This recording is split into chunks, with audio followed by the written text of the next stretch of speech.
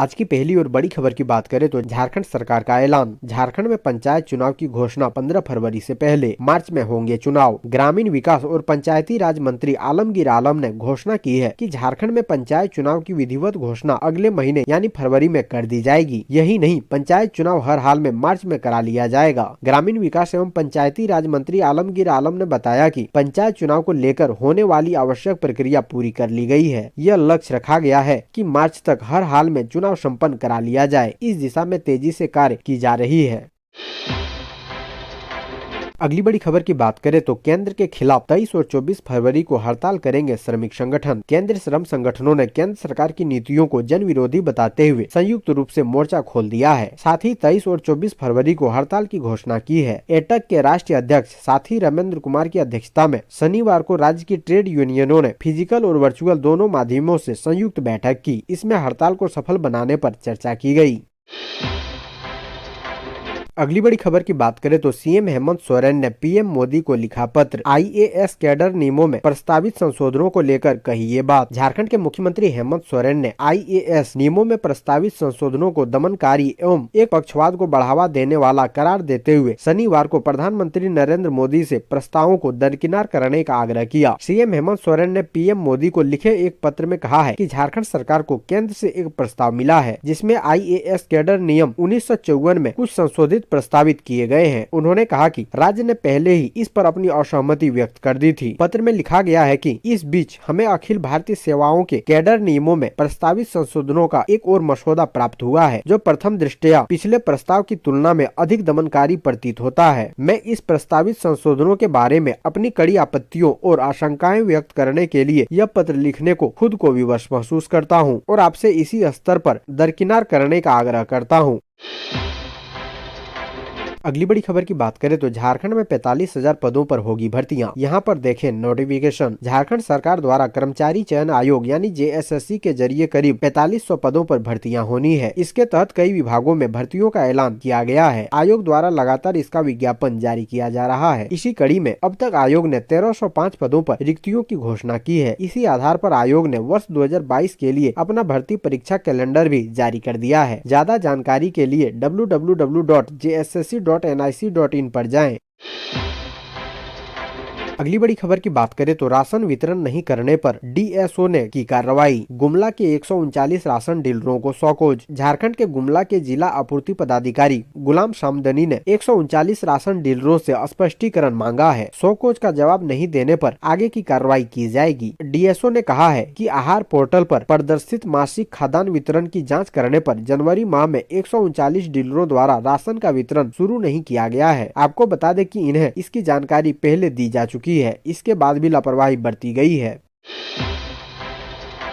अगली बड़ी खबर की बात करें तो माली में फंसे झारखंड के मजदूरों की वतन वापसी अधर है। समझौते के बाद कंपनी ने ना भुगतान किया और ना ही दिया टिकट। अफ्रीकी देश के माली में फंसे गिरिडीह और हजारीबाग के 33 मजदूरों की वतन वापसी की राह की मुश्किलें अब तक खत्म नहीं हुई है। समझौते के तहत K&P कंपनी से अब तक भारत लौटने के लिए न एयर टिकट दिया गया और न ही 2.5 महीने का बकाया मजदूरी उन्हें मिल पाई। जबकि भारतीय दूतावास की पहल पर माली में मजदूरों व कंपनी अधिकारियों के बीच 5 दिन के अंदर टिकट और भुगतान की सहमति बनी थी। अब 5 दिन की मियाद शनिवार को खत्म हो गई। रविवार सुबह तक कंपनी ने कोई पहल नहीं की तो मजदूरों ने वीडियो वायरल कर राज्य व केंद्र सरकार से मदद की गुहार लगाई है। अगली बड़ी खबर की बात करें तो देवघर एम्स में शुरू हुआ वैक्सीनेशन सेंटर। अब लोगों को मिलेगी सुविधा। देवघर एम्स में कोरोना वैक्सीनेशन सेंटर की शुरुआत हुई है। इसका उद्घाटन Deoghar AIIMS director doctor Saurav Varshney और civil surgeon doctor CK Shahi ने संयुक्त रूप से किया। एम्स कैंपस में वैक्सीनेशन की शुरुआत होने से लोगों को काफी राहत मिलेगी। इस मौके पर Deoghar AIIMS director doctor Saurav Varshney ने कहा कि अभी शुरुआत तौर पर स्वास्थ्य कर्मियों के लिए कोविड वैक्सीनेशन की सुविधा उपलब्ध कराई जाएगी।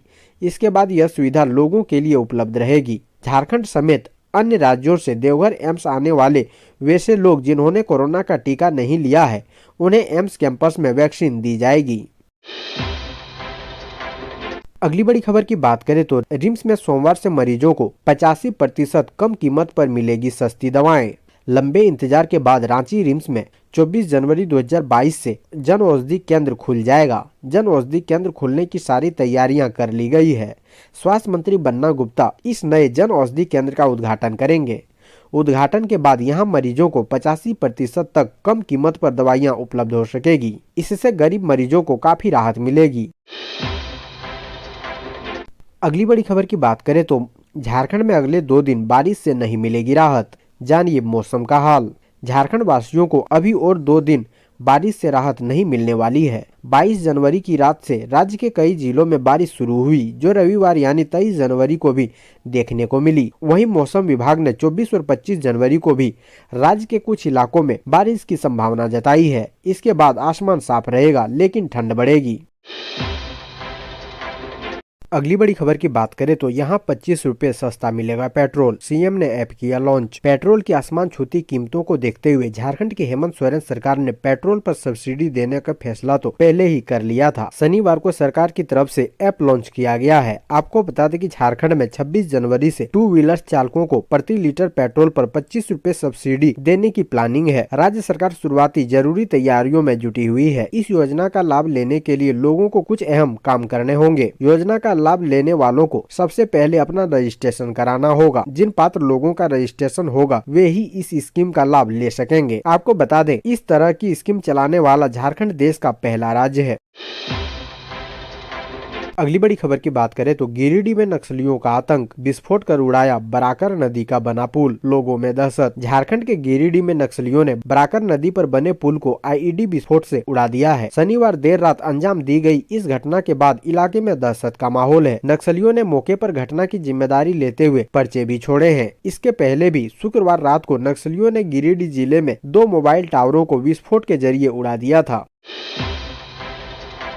अगली बड़ी खबर की बात करें तो अगर ट्रेन में किया यह काम तो जुर्माना के साथ जेल की हवा भी खानी होगी। ट्रेन में यात्रा के दौरान यदि आपने तेज वॉल्यूम में गाना बजाया या फिर काफी तेज आवाज पर मोबाइल पर आपस में बात कर रहे हो तो आपके लिए खैर नहीं, क्योंकि ट्रेन में यात्रा करने वाले यात्रियों की यात्रा को सुखद बनाने के लिए नए नियम लागू किए गए हैं, जिसमें ऐसे यात्रियों पर जुर्माना लग सकता है। रेल मंत्रालय को कई बार शिकायतें मिली है कि ट्रेन में यात्रा के दौरान उनके साथ यात्रा करने वाले यात्री तेज आवाज में गाना बजा रहे हैं या तेज आवाज में मोबाइल पर या आपस में बात कर रहे हैं। ऐसे में कई यात्री इसकी शिकायत करते हैं। ऐसे में रेल मंत्रालय यह सुनिश्चित करना चाहता है कि यात्रियों को किसी तरह की असुविधा ना हो। इसके लिए आरपीएफ, टिकट निरीक्षक, कोच अटेंडेंट और कैटरिंग स्टाफ सहित ट्रेन में कार्यरत दूसरे कर्मचारियों की यह जिम्मेदारी होगी कि वे यात्रियों के साथ बेहतर व सभ्य तरीके से व्यवहार करें।